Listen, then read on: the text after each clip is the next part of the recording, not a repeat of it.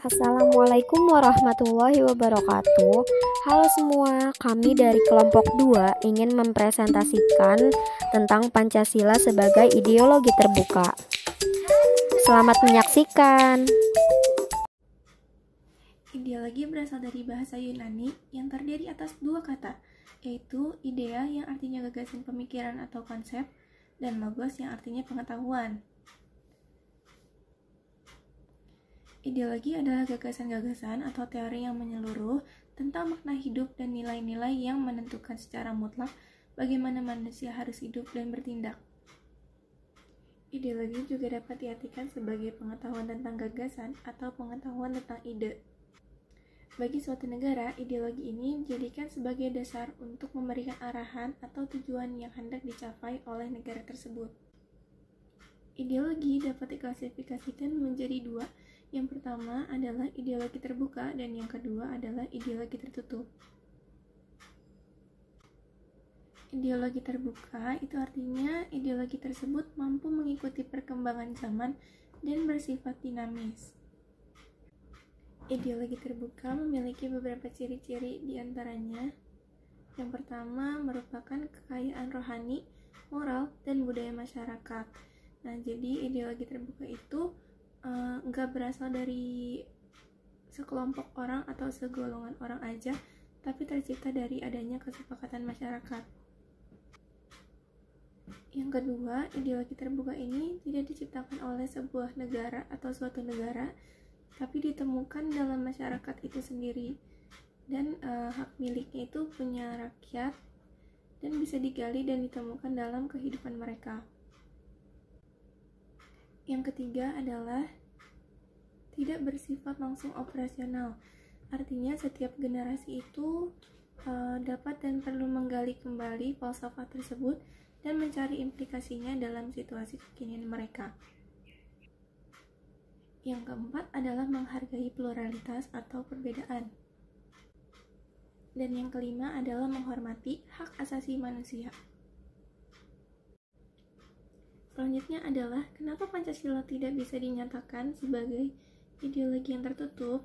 Karena ideologi tertutup itu artinya ideologi yang bersifat mutlak, di mana nilai-nilainya ditentukan oleh negara atau kelompok masyarakat, dan nilai-nilai yang terkandung dalamnya itu bersifat instan. Nah, ciri-ciri ideologi tertutup ini diantaranya dibentuk oleh pemerintah atau penguasa untuk mengubah masyarakat. Yang kedua, nilai atau cita-cita dihasilkan dari pemikiran individu atau kelompok yang berkuasa. Jadi bukan karena adanya kesepakatan. Yang selanjutnya bersifat totaliter atau menguasai semua bidang kehidupan masyarakat dan sifatnya memaksa. Berikutnya, tidak menghargai adanya pluralitas atau perbedaan ataupun tidak ada keanekaragaman baik pandangan maupun budaya. Dan yang terakhir adalah rakyat dituntut untuk memiliki kesetiaan total pada ideologi. Saya Amanatri Cahyani. Di sini saya akan menjelaskan fungsi ideologi terbuka. Fungsi utama ideologi dalam masyarakat menurut Ramlan Surbakti tahun 1999 ada dua, yaitu 1. Sebagai tujuan atau cita-cita yang hendak dicapai secara bersama oleh suatu masyarakat. Kedua, sebagai pemersatu masyarakat, dan karenanya sebagai prosedur penyelesaian konflik yang terjadi di dalam masyarakat. Pancasila sebagai ideologi mengandung nilai-nilai yang berakar pada pandangan hidup bangsa dan falsafat bangsa. Dengan demikian, memenuhi syarat sebagai suatu ideologi terbuka. Sumber semangat yang menjadikan Pancasila sebagai ideologi terbuka adalah terdapat dalam penjelasan Undang-Undang Dasar 1945. Terutama bagi negara baru dan negara muda, lebih baik hukum dasar yang tertulis itu hanya memuat aturan-aturan pokok, sedangkan aturan-aturan yang menyelenggarakan aturan pokok itu diserahkan kepada undang-undang yang lebih mudah caranya membuat, mengubah, dan mencabutnya. Setiap negara memerlukan ideologi untuk menjalankan setiap pemerintahan yang ada pada negara tersebut, dan Pancasila merupakan ideologi yang dimiliki oleh bangsa Indonesia. Pancasila berasal dari bangsa Indonesia sendiri, dan tentu saja tidak ada negara lain yang memiliki ideologi yang sama dengan negara Indonesia. Pancasila dijadikan cita-cita bagi rakyat dan keseluruhan bangsa Indonesia, dan juga menjadi tujuan hidup berbangsa dan bernegara Indonesia. Pancasila sebagai ideologi terbuka mengandung makna nilai-nilai dasar Pancasila itu dapat dikembangkan sesuai dengan dinamika kehidupan bangsa Indonesia dan tuntunan perkembangan zaman secara kreatif dan memperhatikan singkat kebutuhan dan perkembangan masyarakat Indonesia sendiri. Pancasila menjadi sebuah ideologi yang tidak bersifat kaku dan tertutup, namun bersifat reformatif, dinamis, dan terbuka. Hal ini dimaksudkan bahwa ideologi Pancasila bersifat aktual, dinamis, antisipatif, dan senantiasa mampu menyelesaikan dengan perkembangan zaman, ilmu pengetahuan, dan teknologi, serta dinamika perkembangan aspirasi masyarakat. Ideologi dapat ditentukan oleh setiap masing-masing negara, dan Indonesia sendiri memilih Pancasila sebagai ideologi bangsa karena kelima sila dalam Pancasila, dan Pancasila dipandang baik dan cocok dengan bangsa Indonesia. Setiap sila menggambarkan bangsa Indonesia yang memiliki keanekaragaman agama, suku, dan budaya. Dan negara Indonesia merupakan sebuah negara yang terbuka dan demokratis. Pada suatu negara demokratis, setiap masyarakat dapat mengutarakan aspirasinya untuk merubah sesuai dengan keinginan mereka atau memberikan suara mereka. Hal ini dapat kita lihat dalam keseharian atau kebiasaan hidup bangsa Indonesia. Ada definisi pengertian Pancasila sebagai ideologi terbuka. Pancasila adalah pandangan hidup yang berakar pada kesadaran masyarakat Indonesia. Isi Pancasila tidak langsung operasional, hanya berisi 5 dasar, yaitu ketuhanan, kemanusiaan, persatuan, kerakyatan, dan keadilan. Pancasila menghargai kebebasan. Pancasila adalah ideologi politik pedoman hidup masyarakat, bangsa, dan negara. Pancasila menghargai pluralitas seperti yang dicerminkan dalam sila pertama, yaitu ketuhanan yang Maha Esa. Sebagai ideologi terbuka, Pancasila harus mampu menyelesaikan diri dengan zaman. Makna sendiri dari Pancasila sebagai ideologi terbuka adalah nilai-nilai dasar Pancasila dapat dikembangkan sesuai dengan dinamika kehidupan bangsa Indonesia, yang kemudian tuntutan perkembangan zaman dengan memperhatikan tingkat kebutuhan dan perkembangan masyarakat di Indonesia, tidak keluar dari eksistensi dan jati diri bangsa Indonesia. Sebagai ideologi, Pancasila berlaku sebagai pedoman dan acuan dalam menjalankan aktivitas di segala bidang, dan karena itu sifatnya harus terbuka, luas, dan fleksibel, dan tidak bersifat tertutup maupun kaku, yang akan menyebabkan ketinggalan zaman. Dengan demikian, nilai dasar Pancasila perlu dioperasionalkan, yaitu dijalankan dalam kehidupan sehari-hari. Nilai dasar Pancasila seperti tercantum dalam pembukaan Undang-Undang Dasar 1945 dijabarkan menjadi nilai instrumental. Nilai penjabaran atas nilai instrumental ini tetap mengacu pada nilai dasarnya, dan nilai instrumental menjadi nilai praktis. Adapun syarat-syarat ideologi terbuka. Untuk menjadi ideologi terbuka, Pancasila harus mencakupi dalam 3 hal sebagai berikut.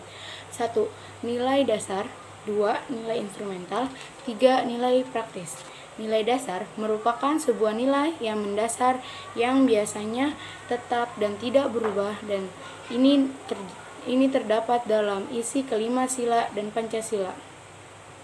Nilai instrumental ini adalah nilai dasar yang dijelaskan secara lebih luas seperti dalam Undang-Undang Dasar 1945 dan undang-undang lainnya. Nilai praktis yaitu nilai-nilai yang sesungguhnya dilaksanakan dalam kehidupan. Setiap negara memerlukan ideologi untuk menjalankan setiap pemerintahan yang ada pada negara tersebut, dan Pancasila merupakan ideologi yang dimiliki oleh bangsa Indonesia. Pancasila berasal dari bangsa Indonesia sendiri dan tentu saja tidak ada negara lain yang memiliki ideologi yang sama dengan negara Indonesia.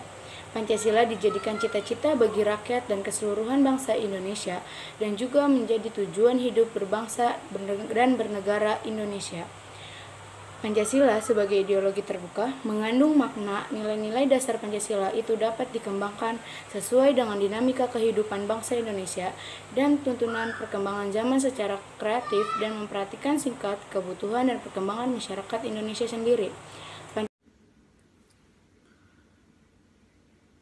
Subbab yang kelima, faktor pendorong keterbukaan ideologi Pancasila. Faktor-faktor yang mendorong pemikiran mengenai keterbukaan ideologi Pancasila adalah sebagai berikut. Yang pertama, kenyataan dalam proses pembangunan nasional dan dinamika masyarakat yang berkembang dengan cepat. Yang kedua, kenyataan menunjukkan bahwa bangkrutnya ideologi yang tertutup dan beku dikarenakan cenderung meredupkan perkembangan dirinya.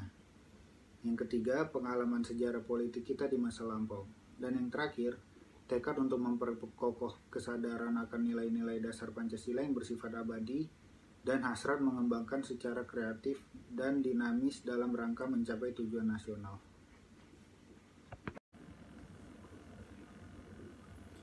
Subbab yang keempat, dimensi Pancasila sebagai ideologi terbuka. Yang pertama ada dimensi realitas, nilai mendasar yang mencerminkan realita kehidupan masyarakat. Kemampuan ideologi untuk menyesuaikan nilai-nilai hidup dan berkembang dalam masyarakat. Yang kedua, dimensi idealisme.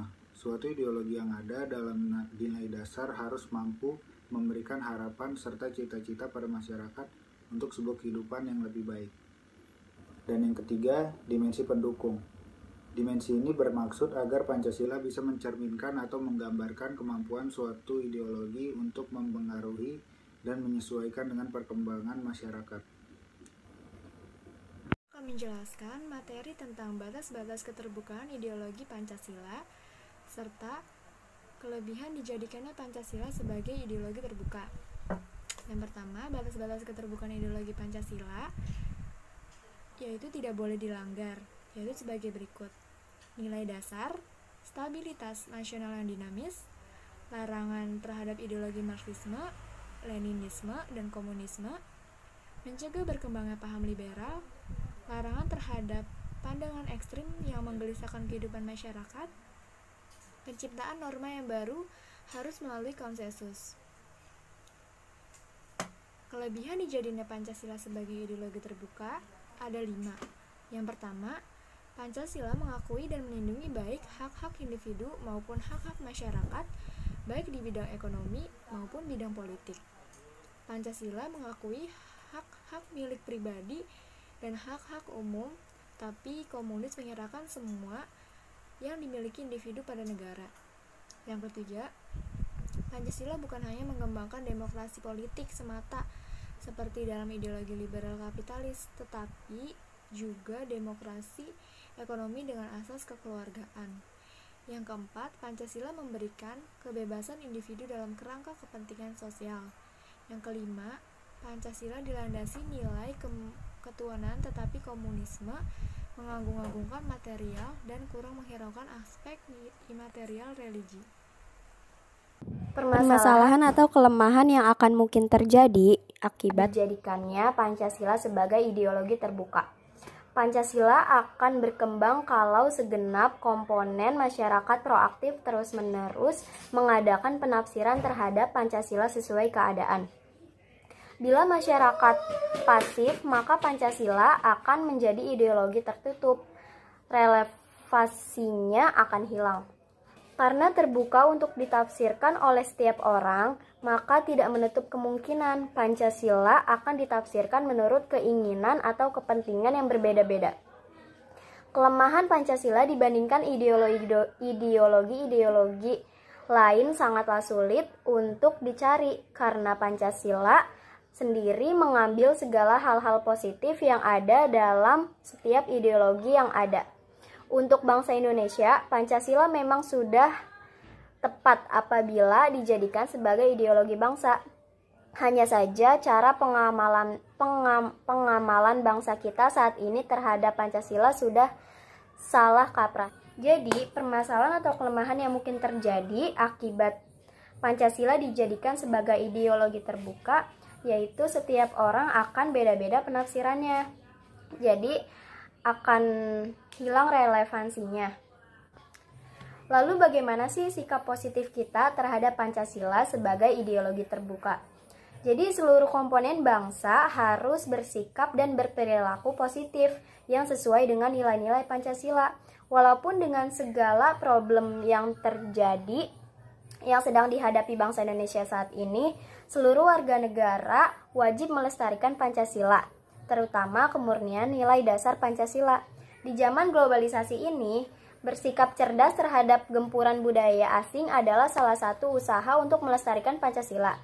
Jika warga negara kurang baik atau bijak dalam menghadapi globalisasi, maka bisa saja akan mengotori kemurnian Pancasila. Jadi di zaman globalisasi ini kita harus mengamalkan Pancasila dengan sebaik mungkin dengan pikiran terbuka dan tidak mengkotak-kotakan sesuatu yang melenceng dengan nilai-nilai Pancasila. Assalamualaikum warahmatullahi wabarakatuh. Bapak Ibu ada yang tertarik untuk membuat video Sekian video dari kelompok 2, kurang lebihnya mohon maaf. Terima kasih telah menyaksikan. Wassalamualaikum warahmatullahi wabarakatuh.